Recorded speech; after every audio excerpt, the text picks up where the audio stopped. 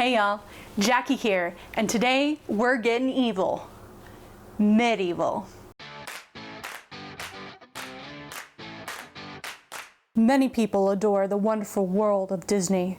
Its charm, humor, and magical characters help many to find escapism in a flawed and angry world. But what happens when someone takes the Disney ideal and embodies it completely?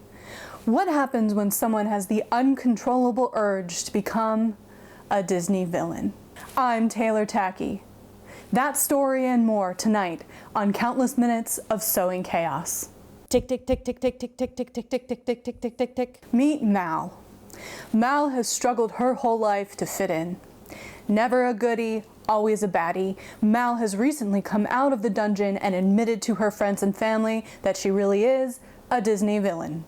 Tell me, Mal, when did you first start identifying as a Disney villain? Well, it started when I was a kid. All the other children wanted to be Disney princesses, but I never felt comfortable being cute, perky, and pink. It made me feel wrong. I liked the villains.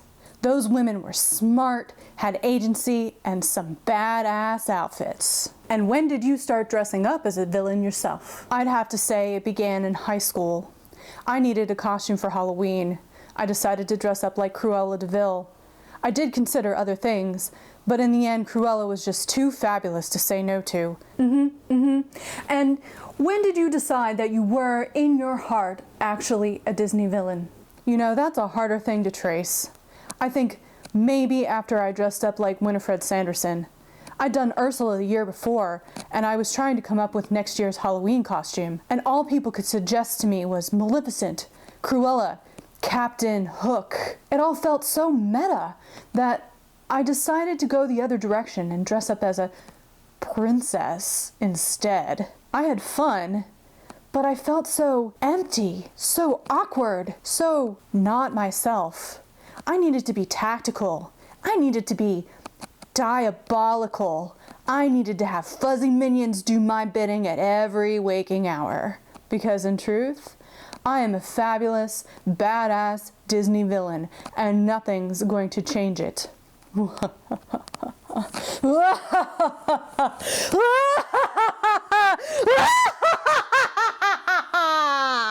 That's all we have time for today. I'm Taylor Tacky, and this has been Countless Minutes of Sewing Chaos. Back to you, Jackie. Okay, all silliness aside, let's talk about this costume. It started back in May. I was at my local Ren Fest with some friends trying to decide what I wanted to do for Halloween. I was going through some body changes, and the idea I've been holding on to for 2 years wasn't feasible because it requires a lot of tailoring.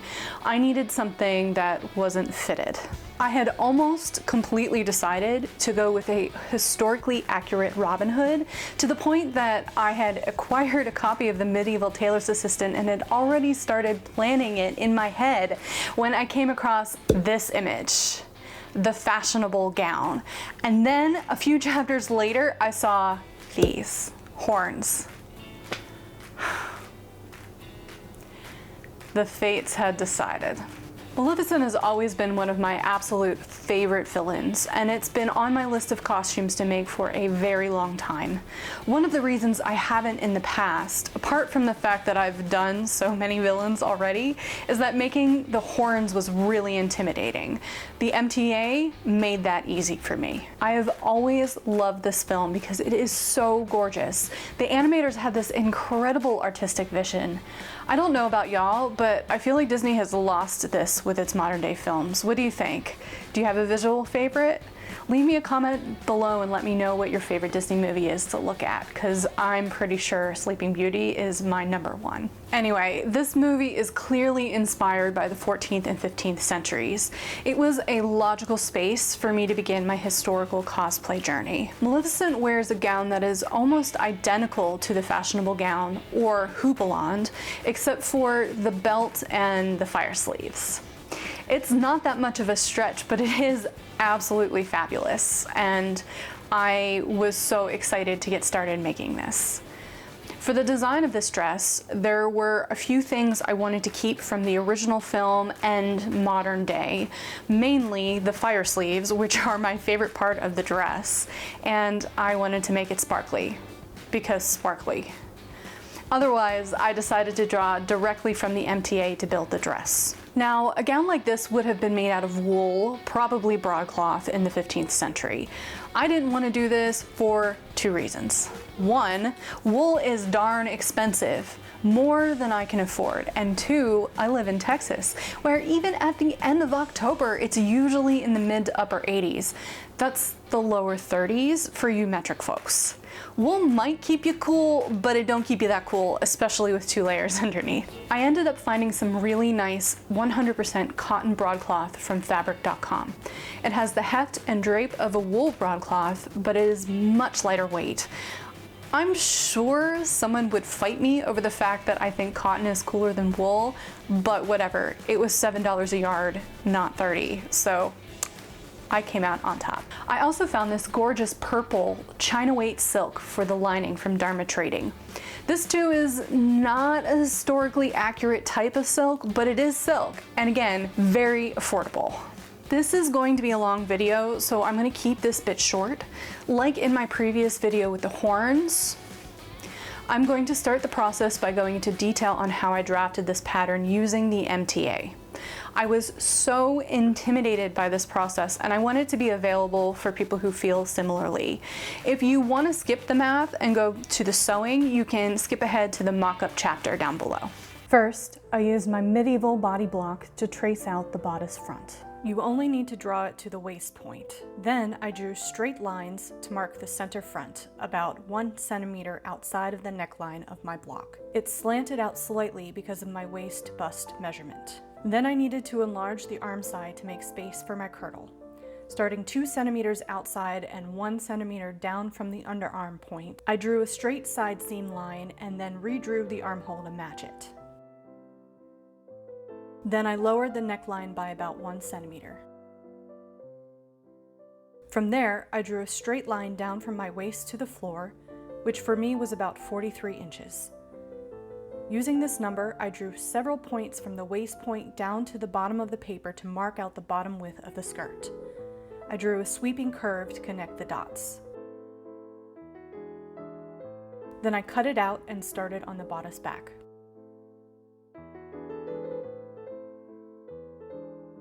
The bodice back construction is exactly the same. I drew a straight line to mark the center back about 1 centimeter outside of the center back of my block. The only difference is that this line is straight, not slanted out, since there's no bust to worry about. Then I enlarged the arm side the same way as the front and drew my straight lines down to the ground at 43 inches. All in all, drafting this dress was way easier than drafting the kirtle. To draft the sleeve, I first drew a straight line the length of my arm, which is 24 inches. This is going to be the fold point of the sleeve. We will call this AL for arm length. Then I measured the armhole of the gown, which was about 19 inches. Then from the AL, I measured about 10 centimeters and drew a line perpendicular to it. To mark point U, halve the arm length, for me that was 9.5 inches, and add another 2 inches or 5 centimeters. Then mark that measurement, 11.5 inches for me, along the perpendicular line from the AL. Your UP, or underarm point, must be somewhere outside of point U. Using your underarm measurement, sketch out the sleeve head, making sure it does not exceed half of your armhole measurement. It will come as no surprise to anyone that I managed to do this completely off frame. I'm saving up for a new camera, y'all, I promise. Then, using the guide and the MTA, I sketched out the general shape of my underarm seam. The length of the sleeve from AL to the tip is 140 centimeters, or about 55 inches. Once I got the general shape, I went back and sketched out the flames until I liked the look of them. For the collar, I first traced the bodice front and back necklines onto a sheet of paper for reference. For the front, I extended a vertical line from the center front of the bodice and marked a point above the bodice as point C. I then drew a perpendicular line from point C out towards the shoulder and marked this line B. I drew a curved line from C to point B, which is located about 2.5 centimeters above the line B. The distance of this line must be equal to the distance of the bodice neckline that you drew below the collar. Then I used the guide and the MTA to sketch out the trumpet shape of the collar. The MTA gives you a guide in centimeters for the size of each collar, so I used that to sketch out the basic points and then used a French curve to smooth out the lines. For an idea of the size, the front collar piece is about 6 3/4 inches high at its longest point and 6 inches wide at its widest. The back is about 9 inches high at its longest point and 6 3/4 inches wide at its widest. Like the sleeve, you'll cut 2 of each piece to form the collar. Drafting the back collar is exactly the same as the front, except you use the back bodice piece as a reference instead of the front.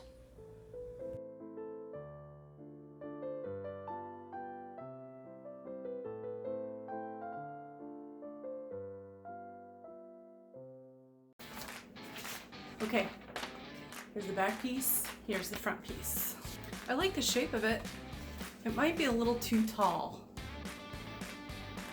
Or it might, actually, you know what, it might be alright because it definitely goes up past her face.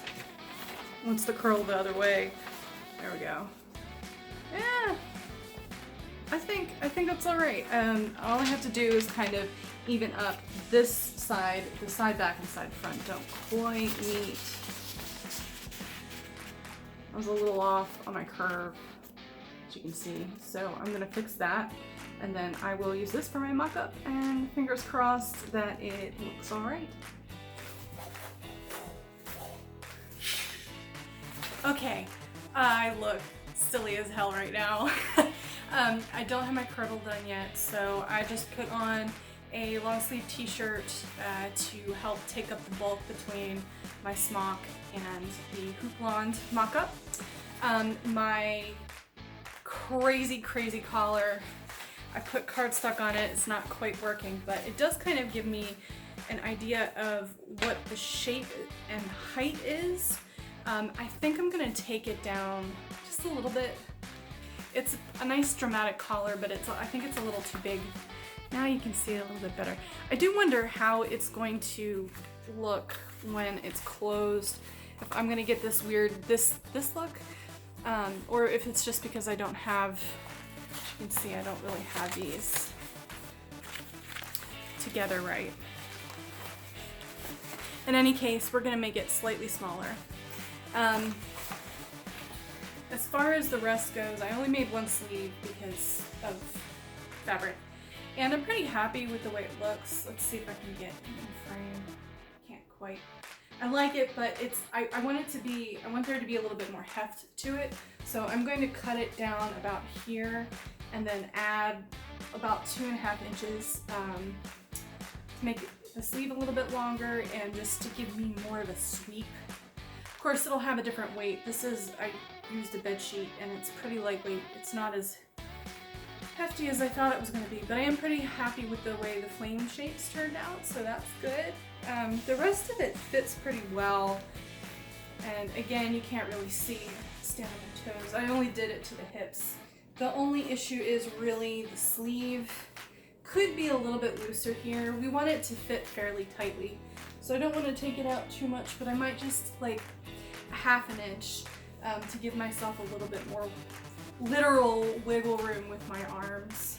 But otherwise, I'm pretty happy with the way it turned out, so I think I'm gonna make my tiny little adjustments and then we'll be good to go and can get the real guy all cut up. Okay, so here is the Houppelande mock-up over the completed kirtle mock-up. You can see my one sleeve. Everything is pretty good. The arm's a little tight, but I think that that's actually the kirtle sleeve and not necessarily the Houppelande sleeve issue. So I am gonna make the kirtle sleeve just a little bit bigger, I think. But otherwise, I kind of look like I belong to Star Wars right now, especially with the collar being what it is. So that's kind of where it's gonna live. But I'm pretty happy with it. I think we're good to go. I think I'm gonna go ahead and all I really need to do is, again, widen the sleeve a little bit because I want to have more heft to it. But yeah, ready to go. I'm excited. I doubled the fabric with the selvages at the top and bottom and straightened it out. Then I arranged the pattern pieces out on the fabric and cut them out. One thing I really like about this pattern is its simplicity. There are only 5 pattern pieces. makes cutting out so much faster. The one catch is that the sleeve is halved, so I had to trace one side and then flip it to trace the other. I started to serge the front of this, and I don't know if you can see it because it is black on black on black, but I serged the whole front of it and was like, what the hell am I doing? I'm just serging the raw edges, and I'm gonna sew this. I left myself a really big seam allowance, and the reason I did that is because I wanted to baste it up and check it to make sure it was right. So I stopped, and now the new plan is I am going to pin all the bodice together, baste it up, baste one of the sleeves together, add that on, try it on, make sure it works. And from there, hopefully it will. I have kind of modified the center front, which is right here, slightly from the original pattern. If you can see, this white line is where it was originally, and I thought it was weird that it was slanted inward like that. So I added this little extra bit of fabric because I could. I'm gonna try that on and make sure it looks good, and if not, then I will cut where I was supposed to cut. And then I hope to cut out the silk for the facing. In a perfect world, I have enough silk to line from the hip up all the way around, plus a facing down the center front on both sides. I'm not quite sure I have enough for that, but if I don't, then I will just face the upper opening and then the center front opening. I haven't quite figured out what I'm going to do with the trim yet. I was supposed to get a very large quantity of sparkle trim, and thanks to a very bad communication on part of Joanne's, I received only a sixth of what I was supposed to get, and now I have to rethink what I'm going to do, and instead of having nice sparkly iron-on trim everywhere, I only have enough to do the sleeves if I cut it in thirds, or if I leave it whole, I have enough to line the center front. So it's looking like I'm going to have a lot more hand sewing of sequins and beads than I originally planned. So my goal for today, and it is October 1st, so I have to decorate my apartment tonight, is to get this, get not the bodice, but get the dress assembled without the sleeves, make sure it fits, and get it sewed properly so that I have something tangible I can start draping my other trim on, because I did buy some other stuff. It's just not sparkly. Yeah, and from there I'm going to fiddle around and live with it for a little bit, and in the meantime figure out what the heck I'm doing with the sleeves. Once I had marked all the stitch lines on the fabric, I went ahead and cut it out. In lieu of adjusting the sleeve like I said in the mock-up by cutting the sleeve and making it longer, I decided to cut extra seam allowance on the underside instead to make the sleeve heftier. I'm glad I did this because it saved me a lot of time and worked just as well. I pinned all the side seams, center back and shoulder seams together, as well as one of the sleeve undersides. Then I machine basted them using a long running stitch. Then I basted everything together to check the fit.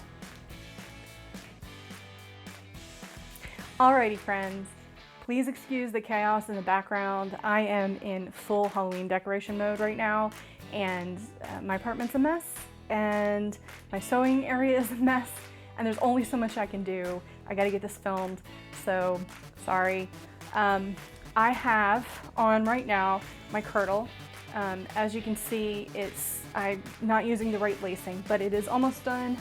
I have one sleeve pinned in. I had this done last week, but I wanted to wait until I had the sleeve finished enough to pin into the kirtle, put on here to make sure that I still had enough arm space, and I do. So I'm comfortable moving forward with the sleeve. And I did, after trying this on originally, I'm hooked, oh yeah. I decided that my original design with the slant in the bodice was better. As you can see, I have little pins. There's the excess fabric, if you can see that. it just looks better. So I'm gonna keep the slant. The only other thing I need to change is in the back. Once again, I have to take in the back because it's just too much. And it's been an interesting experience for me. I always used to think that things fell off my shoulders because my shoulders are small, and I think they are a little bit, but I think the real reason is because my back is small. And I've had to take in my back for everything in this project considerably from my original plan. So I think it's because I have a very small back and a very large front. Because this was falling off my shoulders, and then I took it in, and then it was not falling off my shoulders. So obviously I haven't pinned in the collar. That is going to be the last thing I do before I face everything.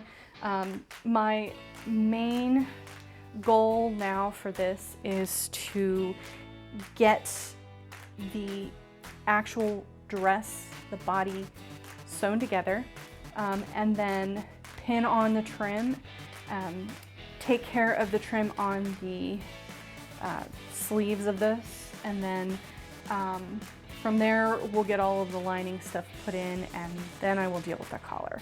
But I'm happy with the sleeve. It's comfortable. It's not pulling.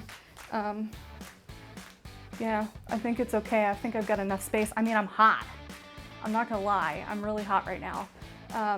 I've got 3 layers on, and it is 76 degrees in my apartment because even in early October, it's like 90 outside.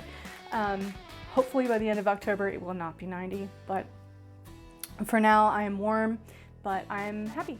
So I'm gonna go ahead and get the rest of this put together, and I will catch y'all on the other side. Because I only got 3 yards of this trim instead of 18, I had to do some quick modifications. I decided, since the trim was 1.5 inches wide, to cut it into 1/2 inch strips instead, so I had at least enough to line the sleeves as I had originally planned. I used a rotary cutter and self-healing mat to cut the strips in thirds.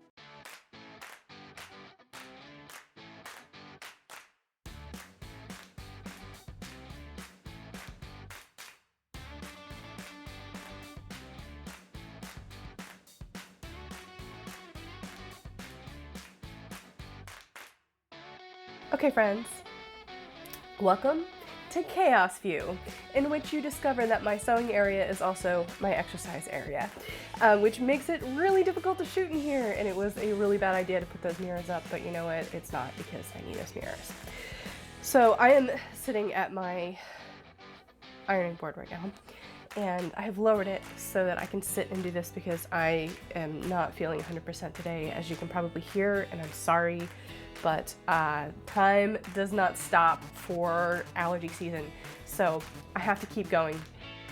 And my plan for today is the trim. Yeah. Okay, so what I have done is taken my 3 strips. Okay, so here's one strip. Okay, so this is 3 yards by approximately 1/2 inch, because the original was 1.5 inches. And I wasn't really super crazy about getting the line straight because I want it to look a little bit organic. So I have 3 strips. So on 2 of the strips, all I did was mark the center with a pin, et voila. And then with the other strip, I cut it in half and then again in half. So I have, this is quarters, 2 quarters, and then I have, for the other sleeve, I have another 2 quarters here. So I'm going to start in the center of the sleeve and work my way out so that wherever the strip ends at the bottom is where it ends. And then what I'll do is use sequins to sort of organically move up from there so it looks intentional and it doesn't look like I'm short 4.5 inches, because that is, if I did my math right, about how much I'm short on each sleeve is 4.5 inches. So I have my sleeve here. I just spent 45 minutes, and I don't even know if you can see it in this light, and I'm sorry if you can't, but I spent 45 minutes tracing the seam lines onto the outside, and then I moved inward 3/8 of an inch from the seam line, and this is where I'm going to put my strips. The reason I'm doing that is because I'm stubborn and I want to put the gems on before I sew the lining to the outer sleeve. I just think it's going to be easier to iron it on, and I didn't want to risk getting the sewing machine needle into this trim. And if you remember from the jacket video that I did, I'll link it up here, when I was sewing that sparkle trim onto the front of the jacket, it's the same stuff. It's got the iron-on goopy stuff on the back. That was hell. It bent my needle, it kept breaking, and those rhinestones were in straight lines. This, and I don't know if you can see, it's like every which way. There's no rhyme or reason. I just used 2 cliches in the same sentence. Oh, dear God. I can't put this through my machine. So I'm gonna make sure that this is far enough away from the edge that when I sew the lining onto the outer sleeve, it's not gonna get caught.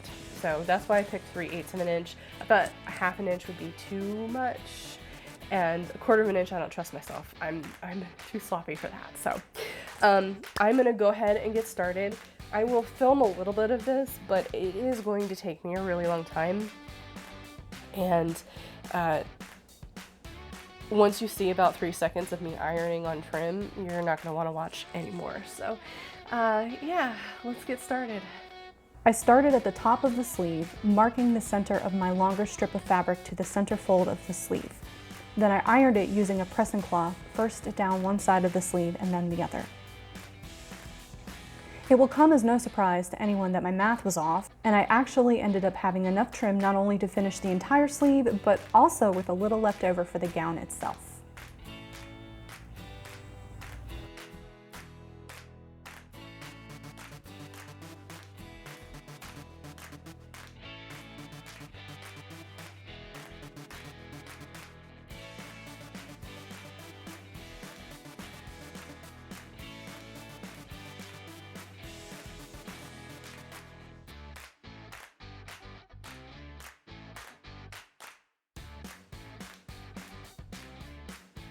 Once all the trim was ironed on, I pinned some trim on the front of the gown to see what I wanted to do with it. I've lived with this for just one night and I've already decided this is what I'm gonna do. I have this braided trim that goes all the way down to the floor, and then I've decided with my little remnant rhinestones, I'm gonna put it on the front here. Now I don't have enough to really do the whole thing. So what I'm going to do instead is only go kind of where the bodice of the gown is going to be. With these Houppelande, you wear a belt and it's fairly high-waisted. So I'm gonna cut it off at about here. I will probably, because I've got a lot of little tiny strips, I'm gonna sort of taper it down, and then I think maybe I'll put some sequins up along the neckline to sort of help gradually bring it to an end. But the sequin thing is going to depend on how much time I have. So I am pretty happy with the way this looks. I tried it on with a belt, just like a random belt that I had, and it looks really good. So yeah, I'm gonna take this off. I'm gonna baste down the trim, get the trim sewn on, and then I will worry about ironing on this, because I want to make sure that it sort of hits at the right spot. Like I said earlier, the original draft of the center front was better, so I redrew my seam lines and cut the excess fabric off the front before tackling the trim. I was having misgivings about not having pockets in either my kirtle or my Houppelande. It isn't historically accurate to have pockets in my gown. But since I'm sure I'll be wearing this in public one day, I decided to go ahead and add some pockets for my own sanity. I've explained this process in detail in several of my previous videos, so I'm not going to go into detail here. Once that was done, I basted the braided trim onto the center front of the gown and ran it through the machine before setting down to iron the gems on. I decided to taper it at the bottom of the bodice to make it look a little more intentional. Once all the trim was set, I hand sewed sequins onto the sleeves. I didn't film this, but you'll see the detail in a moment. Let's just take a look at this here. Let this be a lesson to you. This is 5 yards of silk. The actual dress, the Houppelande that I'm making, is only 7 yards. This is 5 yards, and it's only just enough to cut out these damn sleeves. Just enough. Very, very cutting it close to the edges. All I'm gonna say is, this is why you don't buy fabric before you make your pattern, because I just got damn lucky. Now, I am going to use some of this to do a facing on the inside of the dress, particularly on the front, and obviously the collar needs to be purple. So I'm okay. I'm doing all right. I wasn't gonna fully line this, but yeah, I just thought I'd highlight that I just have enough fabric. Using some high-tech pattern weights, I first cut out the sleeve lining and the collar lining because those 100% had to be fully lined. After I cut out the sleeves, I pinned them to the outside, then sewed them on the machine very carefully.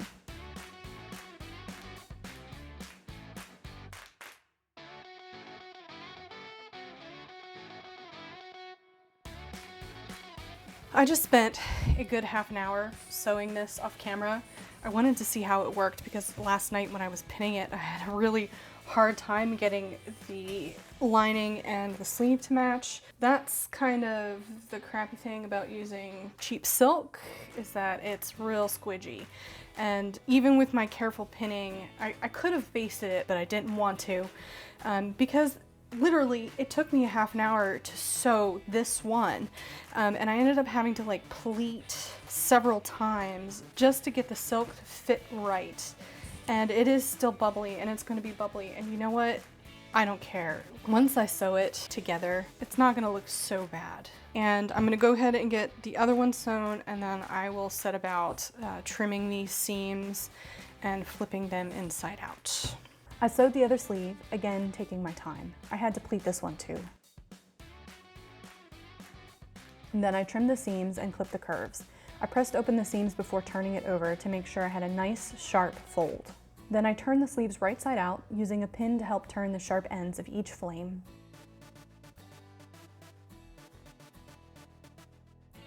I then ironed all of the edges all around, being careful not to touch the sequins with my iron so they didn't melt out of shape. After several wrong turns, I finally figured out how I was going to sew these sleeves together. I did film the mistakes, but for the sake of time, I'm only going to show you the correct way to do this. First, I pinned the underarm seam together. Then off camera, I hand stitched the seam using a tunnel stitch so I didn't mess up my trim. Now, onto lining the body of the gown. After fiddling around with my leftover silk, I discovered I had enough to line the entire bodice plus the facing all the way down to the bottom of the skirt. I went ahead and cut out all the pieces. I pinned the lining together at the shoulders and marked my armhole length. Then I pinned it onto my dress form to drape the final shape.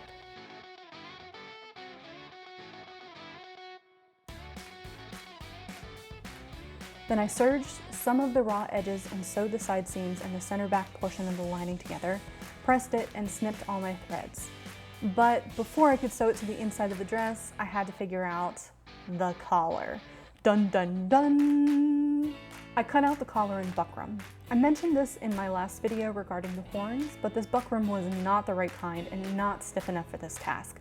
If you're going to go this route, make sure you buy the stiffer millinery buckram or you'll end up having the issues I had. I then marked the stitch lines with a regular old pencil and pinned them to the outer collar pieces and basted them on the machine.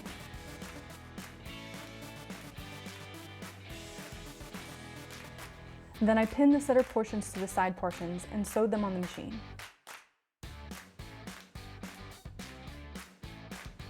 I then clipped curves and pressed open the seams. I pinned the braided trim onto the edge of the collar using my tailor's hand and hand basted it in place.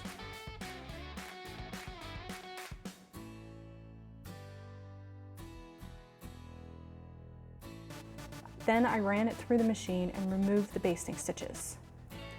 I ironed the lining to make it pretty and then assembled it the same way I did the front of the collar. Then I matched all center and side seams and pinned the lining to the collar with the right sides together, leaving the bottom open.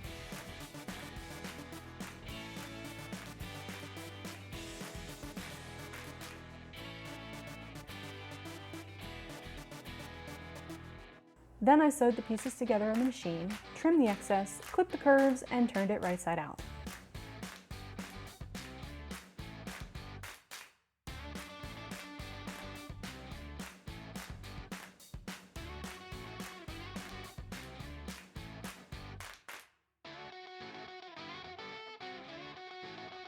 Okay, I'm sorry about the shadow.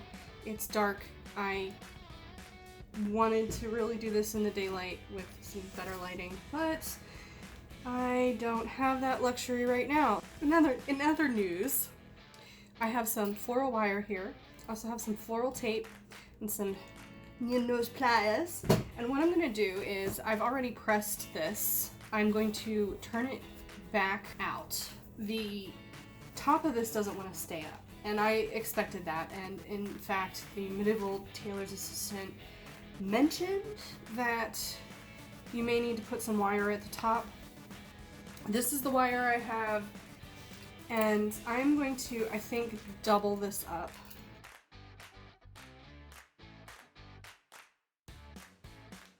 This is definitely the more unglamorous side of this kind of project. Snip! Alright, and so then I'm just gonna kind of twist it together.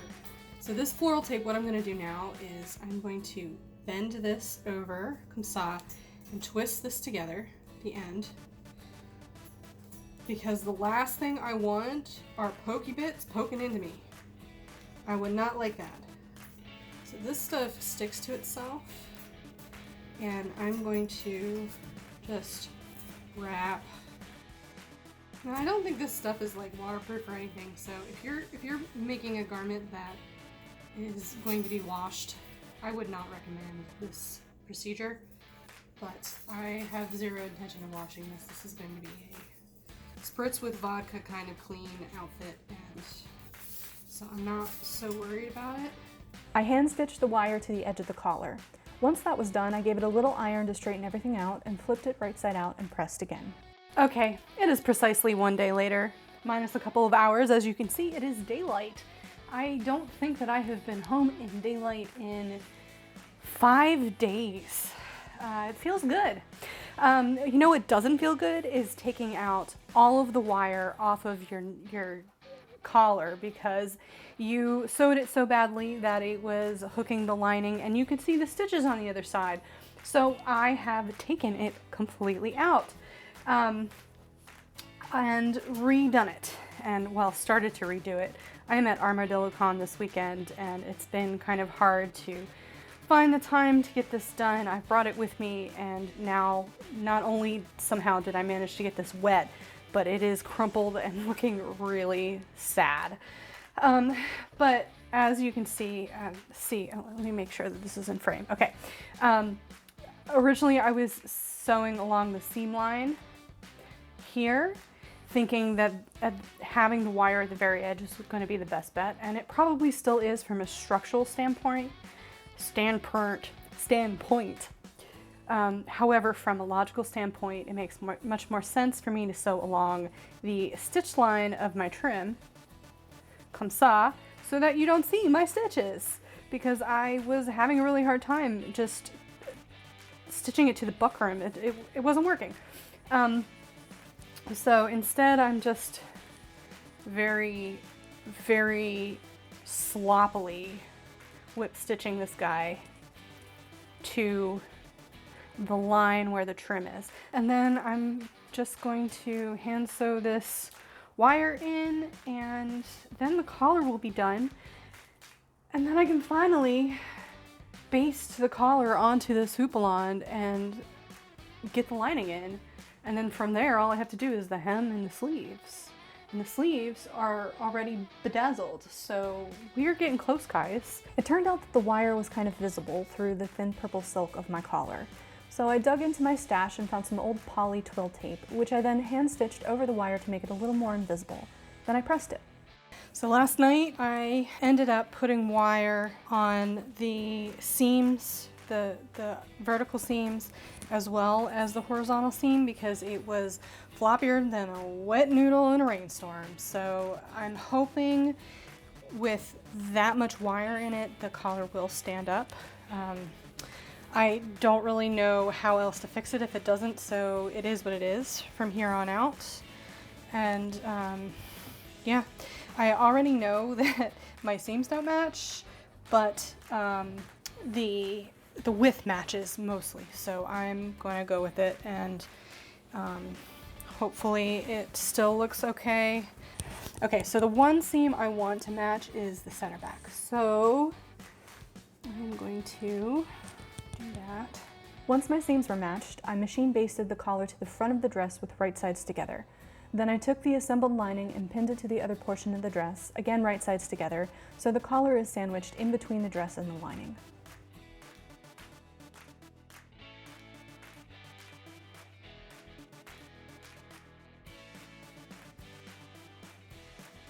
Then I pinned the center front facing portion of the lining to the front of the dress in the same manner and ran it through the machine. Then, predictably, I ironed all of my seams, flipped the thing right side out, and ironed the seams again. I know this seems like a lot of work, but it really is the difference between having something that looks homemade and something that looks professionally done. On the inside of the facing, I turned and pressed a 1/2 inch seam allowance and did the same on the bottom of the bodice portion of the lining.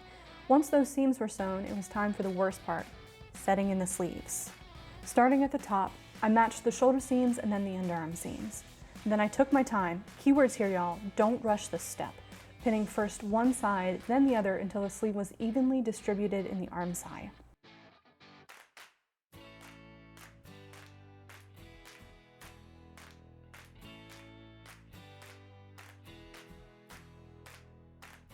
I then took my time to very carefully machine baste the sleeves into the dress.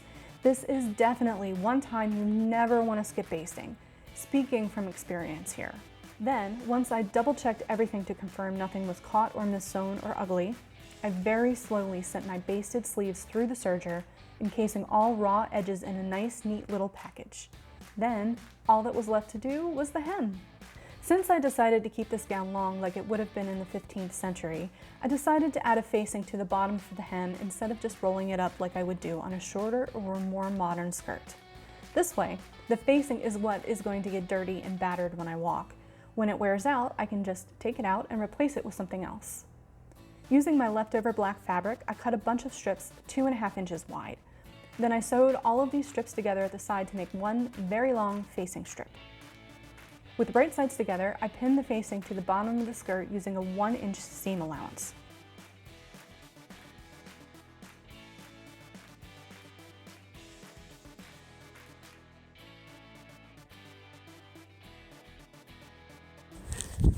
Okay, post-workout Jackie here, and I have just got home, and I am the kind of grody that only tapping in a small enclosed area can create.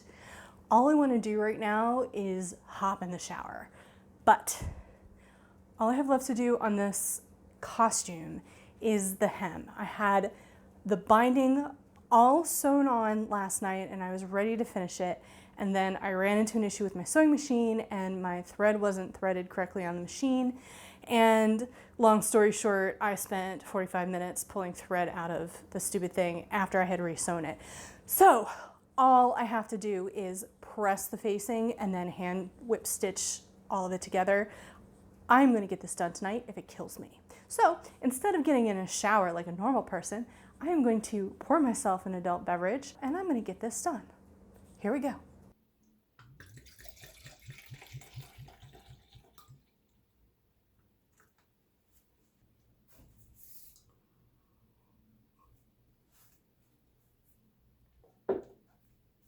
After machine stitching the facing, I ironed it and then opened it out and ironed again. Then on the wrong side, I ironed up the seam allowance of the gown, then turned the facing up over it, turned under the edge 1/4 inch and ironed it again. This leaves me with a nice, sturdy, heavyweight hem that will help hold it out and protect the gown fabric from getting damaged.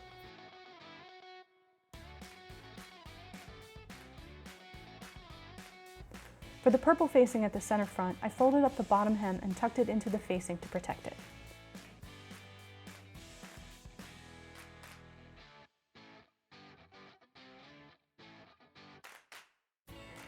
Then I showered finally, and after dinner I whip stitched that baby down, and with that, she was finished.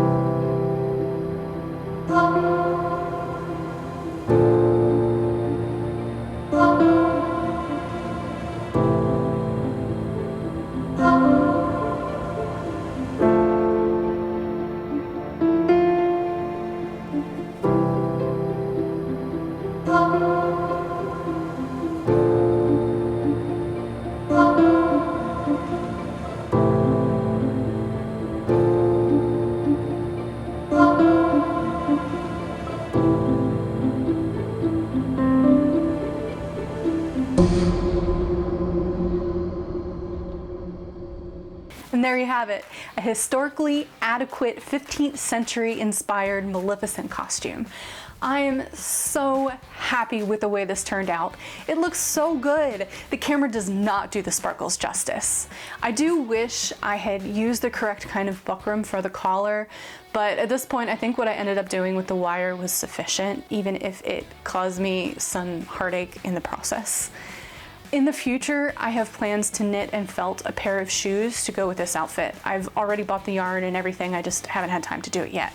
I also think I'm going to rig up a bustle for the gown so that when I wear this in public and am walking city streets, I can pull it up to keep it from getting dirty, because you have no idea the kind of grody that Austin sidewalks have. It's insane. I am sorry that this video took so long to get out to y'all.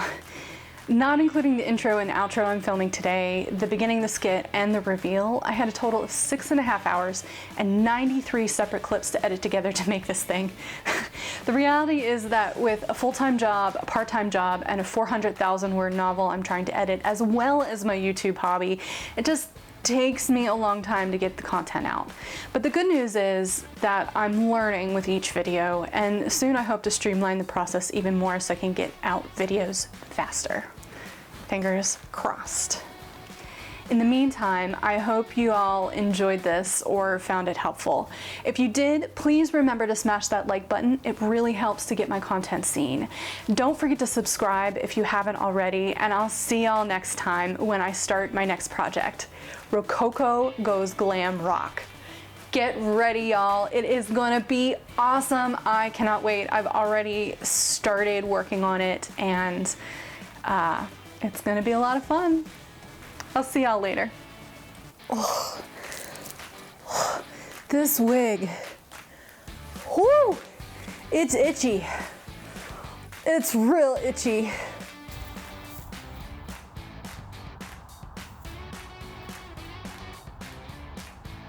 That's all we have time for today. I'm Taylor Tacky, and this has been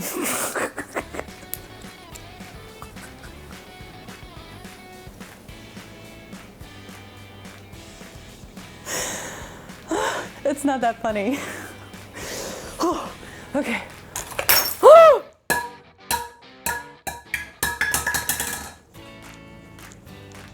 I hate my life. That's all we have time for today.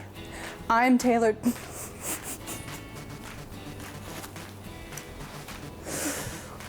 I'm Taylor, never gonna get this finished. All right, stop laughing. Oh, okay. All right. That's all we have time for today. I'm Taylor Tacky, and this is...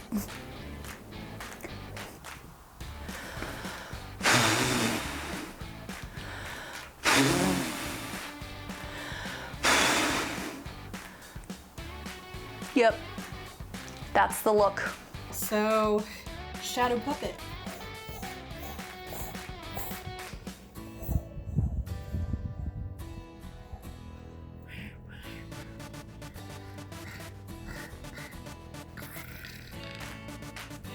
Because sparkles. Sparkles, sparkles, gonna be sparkly, sparkles, sparkles, sparkly, sparkly. You'd think I would have learned from the last one not to sing on camera. Apparently, I have not.